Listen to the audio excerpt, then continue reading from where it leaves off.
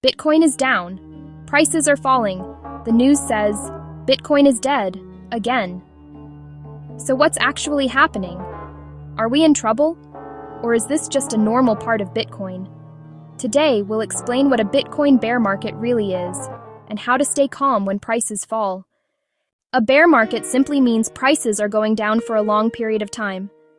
In Bitcoin, this can mean prices fall 20%, 50%, or even more. People feel scared. News becomes very negative. But here's the key thing to remember. Bear markets are normal, not failures. Bitcoin has had many bear markets before.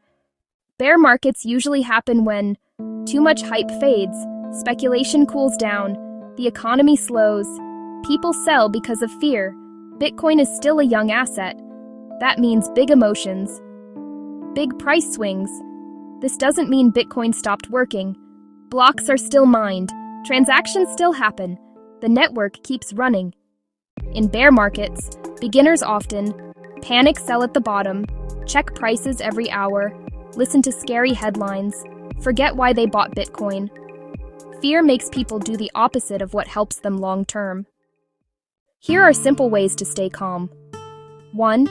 Zoom out. Bitcoin has crashed many times and recovered every time. 2. Remember your plan. If you're using long-term strategies like DCA, short-term price drops matter less. 3. Focus on the technology, not the price. Bear markets don't break Bitcoin's fundamentals. 4. Do nothing. Sometimes the smartest move is simply not reacting.